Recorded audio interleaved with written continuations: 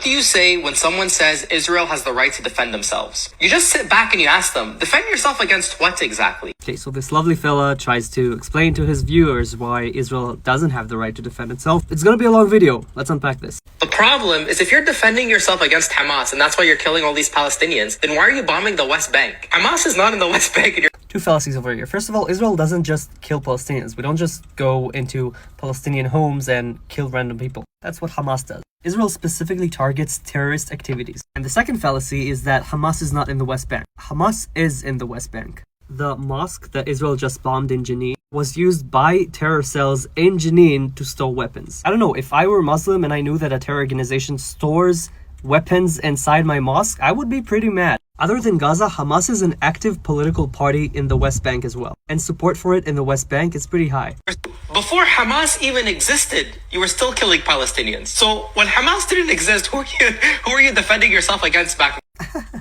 That's quite a shitty attitude. You think Hamas is the only Palestinian terrorist organization that ever existed? Back in 1948, we had Jaish al-Jihad al-Muqaddas, we had the Arab Liberation Army. Look at this lovely symbol. Back in the 70s, the PFLP hijacked planes and committed dozens of terror attacks against Jewish civilians. This Palestinian woman, Laila Khalid, hijacked a plane and threw grenades in the cabin while it was in the air. So yeah, Hamas is not the only Palestinian organization trying to kill us. I mean, do you really care about your citizens? How about those hostages? You're just carpet bombing them too. You're just killing your own citizens. Oh, you expect us to believe that you care about the hostages. How about you call on Hamas to free them? These are literal kids kidnapped by a terrorist organization from their homes. This is what you should call out. Don't get me started on the civil war that's happening in Israel right now. What civil war? You mean the protests? The kind that happen in any democratic country? Living in the Middle East, this is what a civil war looks like, not this.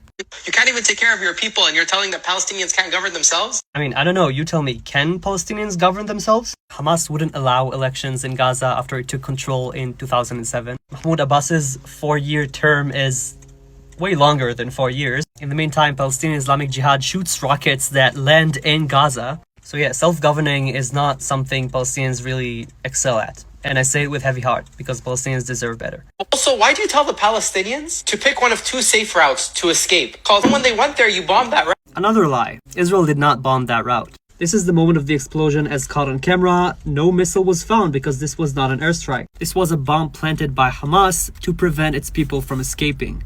Aerial shots of the route also proved that Hamas blocked it.